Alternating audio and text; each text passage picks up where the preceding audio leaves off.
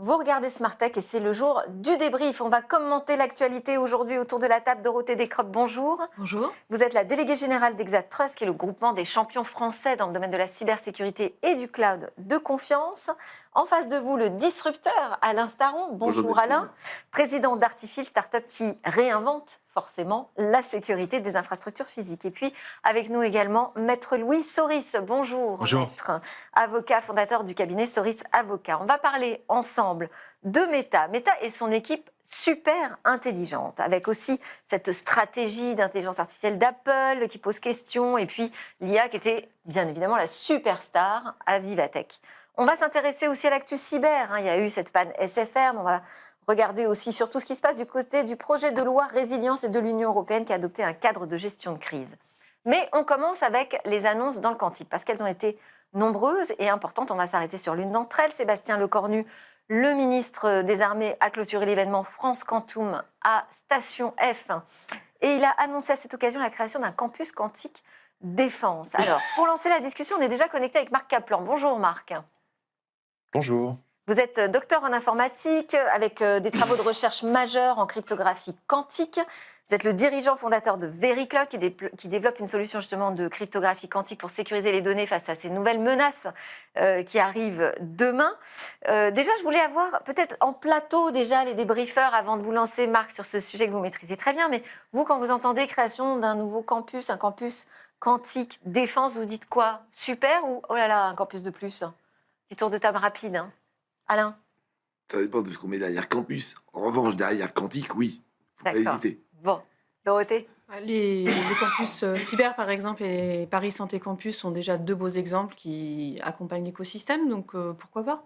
Ok. Il Oui. faut effectivement que ça soit suivi des effets d'annonce, puisque effectivement le quantique nécessite beaucoup d'investissements, peut-être encore davantage de ce qui a été annoncé. Donc effectivement, il y a beaucoup d'argent qui a déjà été mis sur la table, mais il va falloir redoubler d'efforts, parce que nos amis, les Américains, les Chinois, mettent beaucoup d'argent, et je pense que on va devoir être à la hauteur au niveau français et par ailleurs au niveau européen, puisque je pense que l'échelle européenne est aussi une échelle très intéressante sur ces sujets majeurs. Ouais. Alors là, pour l'instant, donc, on est sur un campus français, on est sur un campus défense.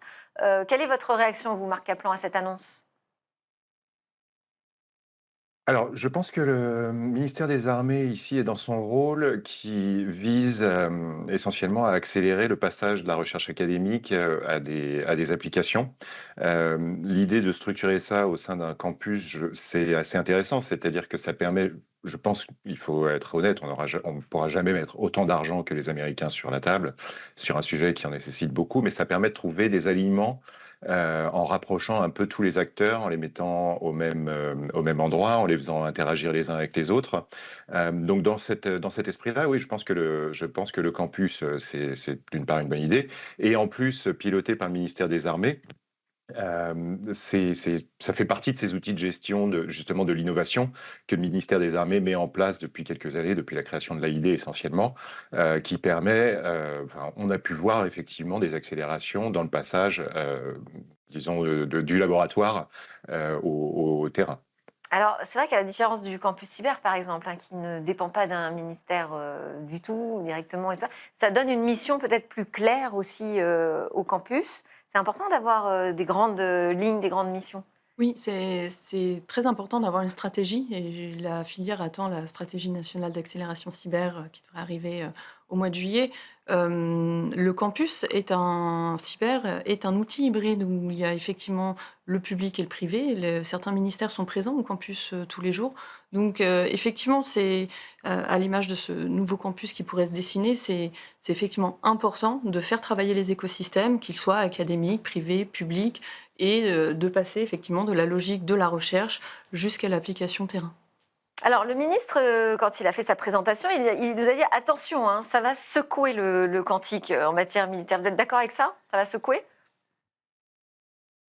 J'imagine que ce qu'il veut dire par là, c'est en termes d'application, effectivement, comme ce qu'on a pu voir avec l'intelligence artificielle, le quantique devrait avoir des impacts aussi importants. Je suis d'accord avec ça, oui. Néanmoins, on parle quand même de choses qui se passent sur un temps long et qu'on peut anticiper tant qu'on continue à faire justement travailler ensemble des acteurs du monde académique qui, eux, ont cette vision à très long terme, des grands groupes et des startups. Tant que tout le monde travaille ensemble, on peut quand même anticiper des choses qui se passent sur un temps très long et pas se laisser surprendre. Évidemment, c'est ça qu'on veut éviter, c'est de se laisser surprendre et de voir des nouvelles annonces, un peu comme on a pu voir avec l'intelligence artificielle générative il y a quelques années. Ouais. Alors, moi, ça m'a aussi interpellée sur le fait que finalement, la stratégie quantique va être portée par le sujet de la défense, par le militaire.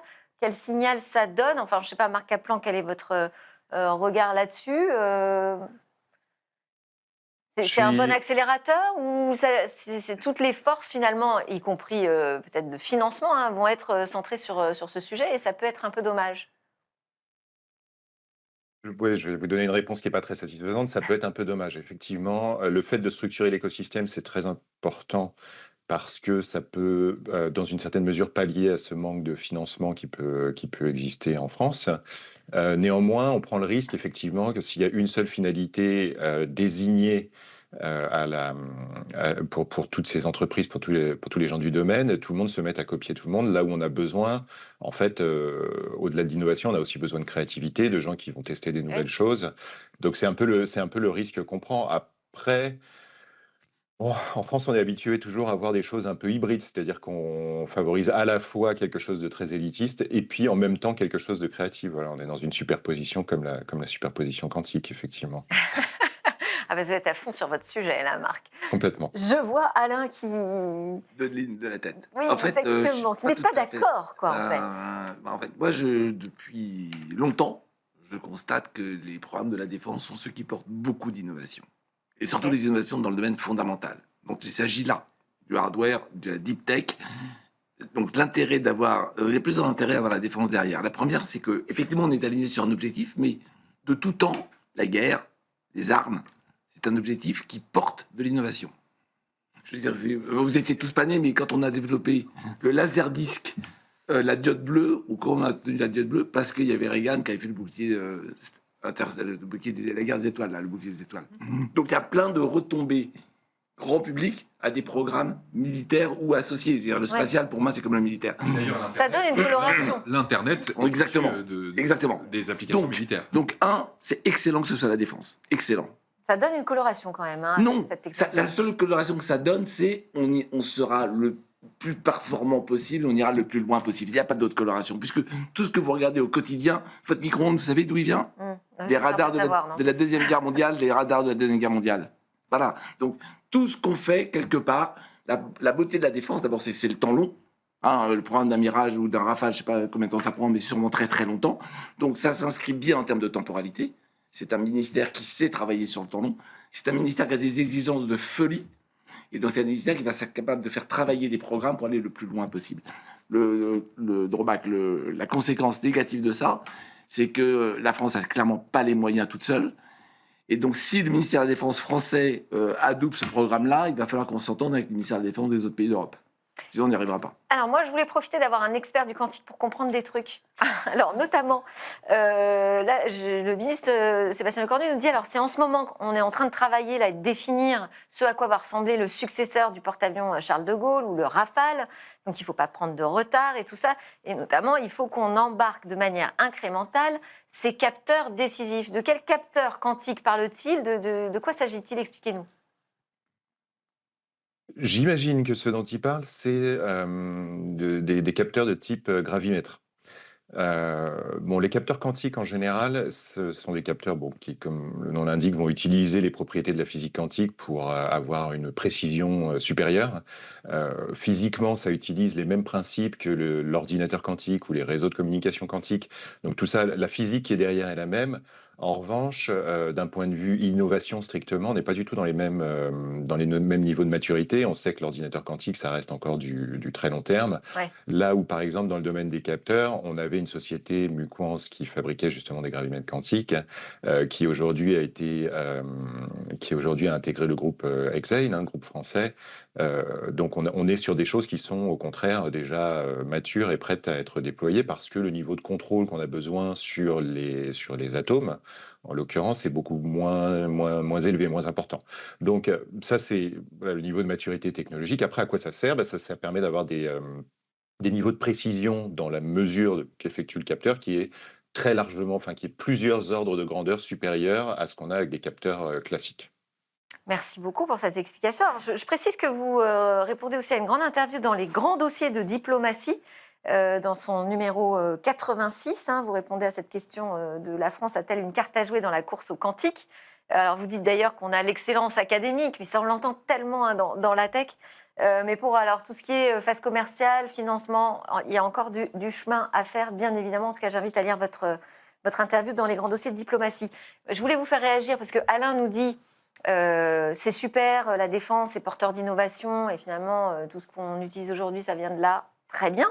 Il y a un autre point, c'est la question de la souveraineté. Parce que quand on parle de défense, on est vraiment sur des technologies critiques où il faut absolument qu'on garde la main sur ces technologies. Et là, je voulais vous faire réagir là-dessus. Est-ce que c'est un modèle qu'on devrait avoir sur l'ensemble de nos technologies, par exemple sur la cybersécurité? Est-ce qu'il faudrait s'adosser à une stratégie de défense pour pouvoir vraiment mettre l'accent et accélérer sur la partie autonomie, indépendance technologique? Oui, aujourd'hui, tout le démontre, enfin, les débats qu'on a déjà depuis de nombreuses années, mais l'accélération, ce qu'on a vu, la perte de notre souveraineté au niveau industriel, qu'on a pu observer au moment du Covid et aujourd'hui, la semaine dernière, lors du Conseil des ministres, il y a une communication sur la souveraineté numérique faite par les ministres qui aujourd'hui mettent sur la table la préférence européenne dans les achats à la fois publics, dans les achats privés, également sur les citoyens. Néanmoins, une fois qu'on l'a dit, il va falloir le décliner dans des textes, il va falloir le faire de façon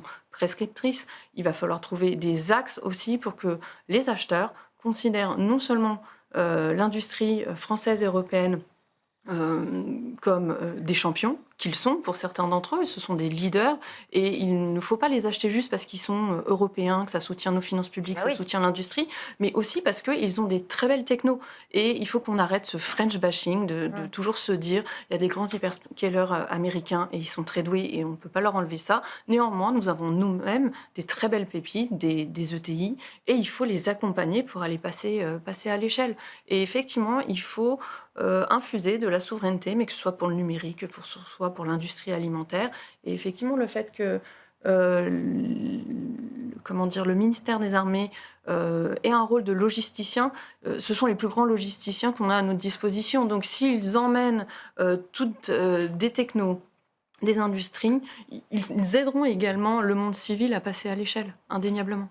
Cyrus, vous vouliez Oui, réagir? juste pour rebondir à ce que vous disiez, les Américains, effectivement, ont de super boîtes, mais généralement, ils le font aussi avec nos talents français. C'est ça. Et donc, il y a un enjeu pour nous de retenir ces talents français. Oui. Il y a un enjeu pour nous aussi de créer le marché. Et je vois qu'effectivement, il y a un certain nombre d'acteurs privés qu'il faut encourager, qui sont positionnés sur le quantique. Il y a CMA, CGM, Renault et tout un tas de grands groupes. Et je pense qu'effectivement, ils ont un rôle à jouer pour créer des POC et ensuite créer le marché, puisqu'effectivement, les applications du quantique, c'est sur un temps plus ou moins long. Donc c'est bien d'avoir l'armée pour la grande stratégie, la grande vision, leur stabilité. Et puis c'est bien aussi que ça prenne suite avec les grands groupes français qui vont soutenir les startups qui sont excellentes, qui ont d'excellents talents, qui sont français.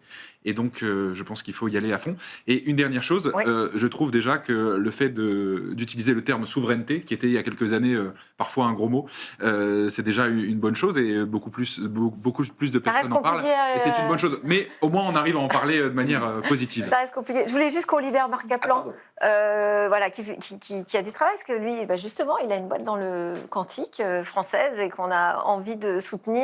Donc, merci beaucoup pour vos éclairages, Marc Kaplan. Je rappelle que vous êtes à la tête de Very Cloud. Oui, Alain. pour aller dans Merci le à même tous. sens, la guerre finalement n'est plus qu'une guerre de champ de bataille. Ouais. Elle est beaucoup plus large que ça et il faut enfin qu'on appelle guerre économique. Il ne faut pas sous-estimer le mot guerre dans guerre économique. On a tous dit qu'effectivement on était en train de se faire vassaliser, il n'y a pas d'autre mot. Et c'est l'Europe et pas la France qui s'en sortira. Mais c'est une guerre. C'est une guerre et il y va de la liberté, parce que si on n'a pas de moyens, on n'est plus libre à la fin des fins de nos populations européennes. Alors, on va passer à un sujet peut-être plus léger. Je ne sais pas encore que l'intelligence artificielle, superstar de Vivatech. Voilà, c'est pas la guerre, Il y là. avait à boire et à manger. Hein.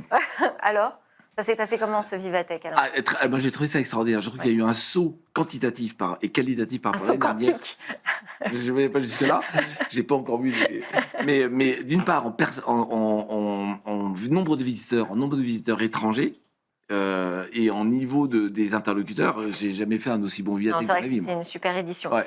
Alors, je voulais quand même surtout vous faire réagir à l'annonce de Meta, qui ne s'est pas passée à Vivatech, mais enfin qui concerne quand même l'IA, hein, puisque visiblement, ils sont prêts à monter une équipe super intelligente, entre guillemets. Oui. En tout cas, c'est un article du New York Times qui nous a éclairé sur la création d'un laboratoire de recherche qui serait créé à cette IA super intelligente. Est-ce que ça passe par la prise de participation quand même importante dans Scale AI? Sans doute, hein, 14,3 milliards de dollars sont mis sur la table par Meta, ce qui lui permet d'acquérir 49% du capital et de surtout s'adjoindre les services d'Alexander Wang, qui pourrait être à la tête de cette IA intelligente. C'était intéressant parce que je refais le lien avec Vivatech, parce qu'à Vivatech, on a posé la question à Yann Lequin, qui est le patron de FAIR, hein, le laboratoire d'IA chez Meta, sur l'IA super intelligente.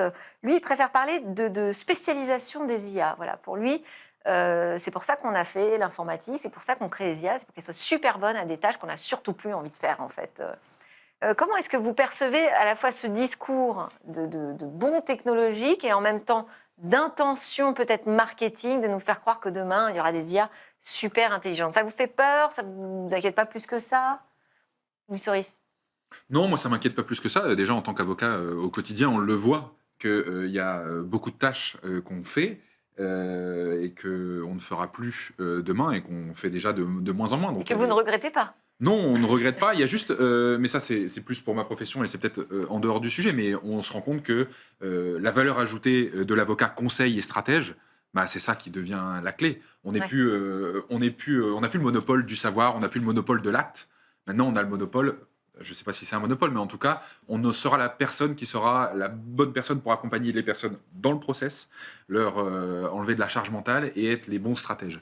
Et donc, c'est ça l'avocat de demain. Et moi, j'ai pas peur de ça. Au contraire, c'est la partie qui m'intéresse le plus. Et donc, je l'accueille avec joie. Alors, je voulais quand même aussi interroger l'avocat sur la possibilité, parce que on se dit, tiens, il est en train finalement d'adopter une démarche qui ressemble à celle qu'a utilisée Microsoft avec OpenAI. Est-ce que ça peut leur éviter des procès pour situation monopolistique? Est-ce qu'ils peuvent éviter en fait de se retrouver face aux autorités de concurrence Bah, c'est en clairement prenant des participations à 49%? C'est clairement une stratégie juridique, puisque s'ils avaient fait une offre d'achat de l'intégralité de la société, ils auraient eu l'obligation de passer devant l'antitrust, et il y aurait eu de grandes chances, comme sur de nombreux dossiers récemment, qu'ils soient retoqués pour une position monopolistique. Ouais. Donc c'est pour ça ils l'ont fait comme ça. Maintenant, est-ce que la jurisprudence va venir considérer qu'effectivement, on considère que c'est une acquisition claire et nette, parce que derrière, quand on le sait dans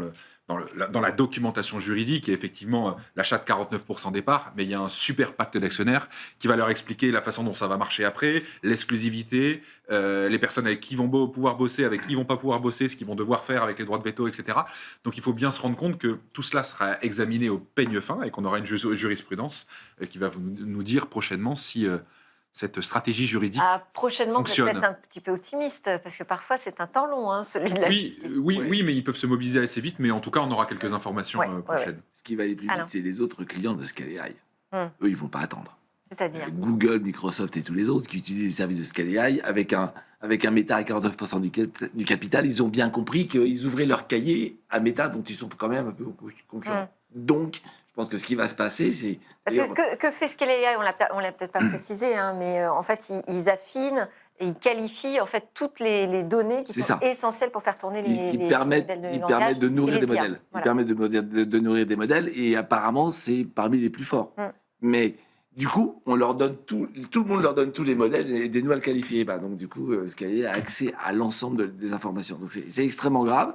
Je pense qu'ils le savaient, parce qu'à mon avis, ils n'achètent pas les contrats quand ils achètent les 49% à 14 milliards. Ils achètent surtout l'équipe, et d'ailleurs, c'est pour ça qu'ils disaient que... Oui, non, mais sauf que l'effet collatéral, c'est que les contrats, ils sont là, et avec pas des petits. Et donc, Google a dit, il sort progressivement. Microsoft, je crois qu'il dit qu'il sortait d'un coup.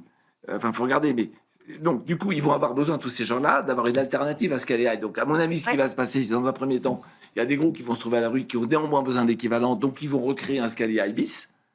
Et effectivement, ce qu'a gagné Meta, c'est acheter une super équipe. C'est acheter une super équipe. La poutre n'a donc pas fini de bouger dans l'univers de l'intelligence artificielle mondiale. Clairement. Ouais, alors ça se passe quand même toujours outre-Atlantique pour l'instant. Malheureusement. Un petit peu quand même chez nous, heureusement, mais pas au même niveau.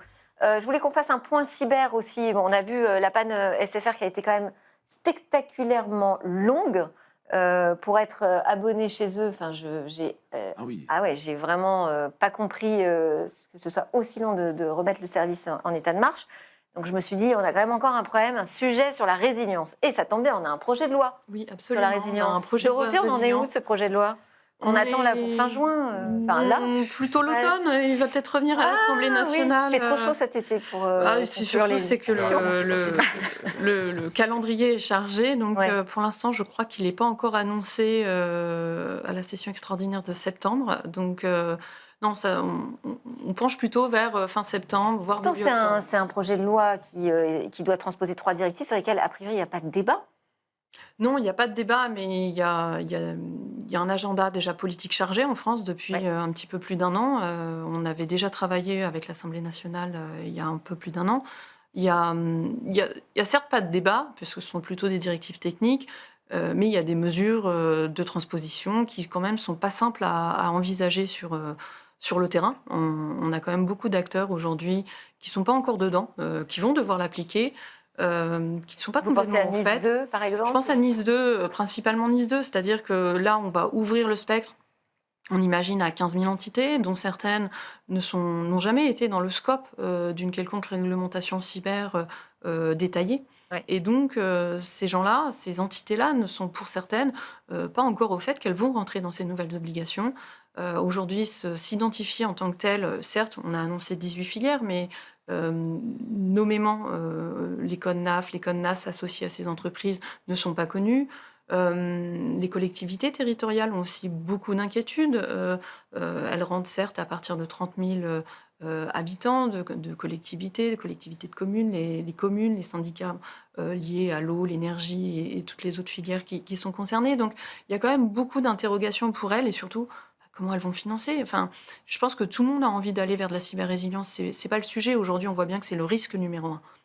Pour toutes les entreprises, pour toutes les entités, on l'a bien vu, SFR est tombé, il y a des marques de luxe ont été Google est attaquées. tombé d'ailleurs juste avant. C'est ça. Donc, bon, ça arrive à tout le monde. Alors, SFR a vérifié en matière de cyberattaque ou pas, mais néanmoins, on voit bien que sur les aspects d'investissement, les gens ont très envie d'y aller, mais ils ont envie d'y aller accompagnés, ils ont envie d'être accompagnés humainement, il manque de ressources humaines, il manque de financement, il manque de visibilité, quelle va être...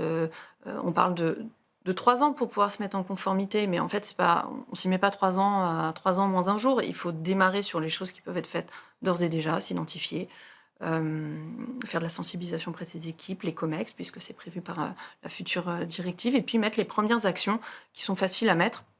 Et puis après, il faudra s'attaquer à des chantiers un tout petit peu plus longs. Donc effectivement, Ouais. ça va prendre du temps.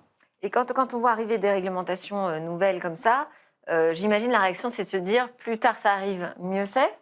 En fait, c'est le seul cas où je suis pas d'accord avec ça, justement. Oui. C'est la réglementation, je trouve qu'il faut laisser la place aux gens pour jouer. Ouais. La guerre, parce qu'on parle toujours de la même chose, Ouais. c'est quand même un sujet majeur.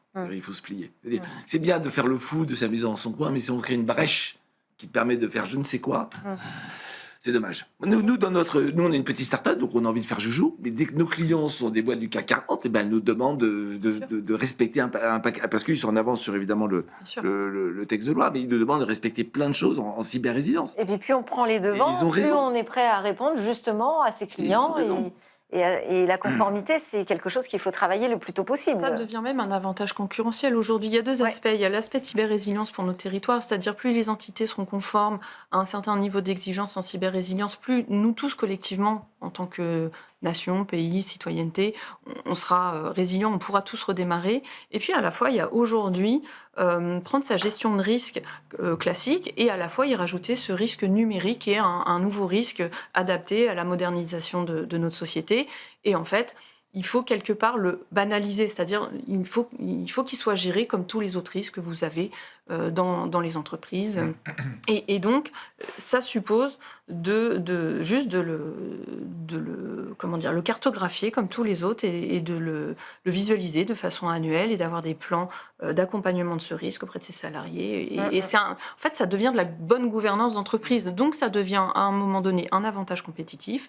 Ça devient aussi un signe que l'entreprise est bien gérée. Ça veut dire aussi qu'il faut mettre des budgets sur la cyber, mais ça veut dire qu'il faut aussi mettre des budgets sur des conseils juridiques. Oui, il faut en fait, ce que j'allais dire, c'est qu'il faut se mobiliser. On parle de guerre, on parle de résilience. Effectivement, il faut une mobilisation nationale pour faire en sorte que on puisse faire en sorte qu'on soit équipé le jour où il y a un problème. Mais je le dis en termes... Moi, je suis avocat, on est lié à une confidentialité très importante et qui est essentielle. Et c'est d'ailleurs pour ça qu'on existe aussi. C'est notre privilège aussi, la confidentialité d'avocat. Quand je vois un certain nombre de cabinets, comment ils se comportent avec leurs adresses mail, etc., je ne suis pas persuadé, typiquement, que des personnes qui devraient être les bons élèves en matière de cybersécurité, de confidentialité, etc. Je ne pense pas qu'on soit les mieux équipés, donc je pense qu'on devrait se mobiliser chacun dans nos professions et peut-être, je ne sais pas, le barreau de Paris, le Conseil national des barreaux pourrait mettre à disposition un certain nombre d'avocats pour donner des consultations gratuites, faire des formations gratuites. Je sais pas, on peut tous se mobiliser là-dessus. Et on parlait effectivement de mobilisation nationale, eh bien ça peut être quelque chose qu'on peut proposer et pourquoi pas avoir cette initiative. Voilà, c'était l'initiative du jour. Super. Je n'ai aucune responsabilité, donc je ne sais pas où est-ce que ça ira, mais on pourra porter le sujet. Dorothée ? Oui, dans le même esprit aujourd'hui, ce qu'il manque aujourd'hui à STEC, c'est une dimension de politique industrielle, et de protection des données. C'est-à-dire qu'on s'attache là à la sécurisation des systèmes d'information. On a assez peu, voire pas du tout, de notions autour de l'extraterritorialité et autour de la protection des données et de la façon dont on va les gérer demain. Donc ça manque aujourd'hui dans ce texte. C'était effectivement pas l'objet de la directive NIS 2. Néanmoins, le contexte a changé et il faut pouvoir aller trouver des solutions jusqu'au bout. Et là où c'est peut-être pas trop tard. On espère, on travaille dessus, en tout cas tous collectivement, et il va falloir accompagner effectivement des PME et dans les plans effectivement que pareil, l'écosystème se mobilise. Nous, par exemple, on a mis en place un autodiag gratuit accessible sur notre plateforme qui s'appelle Exadiag pour justement que les gens mettent un pied dans la cyber et commencent déjà à se poser un certain nombre de questions autour de leur sécurité numérique et puissent commencer à mettre des petits jalons parce qu'on travaille encore une fois sur du temps long. Mais là où je vous rejoins, on ne doit pas jouer avec la sécurité. On est réellement dans une guerre économique et sous couvert que ça se fait finalement sans champ de bataille réel, on pense qu'elle n'existe pas et en fait, c'est probablement l'un des terrains les plus actifs aujourd'hui. Merci beaucoup. Merci à tous les trois. Merci Dorothée Décroppe, déléguée générale d'Exatrust, Alain Staron, président d'Artifil et Louis Soris de Soris Avocat. Merci à tous de nous suivre. C'était Smart Tech, votre grand débrief de la tech. On se retrouve très vite. Excellente journée.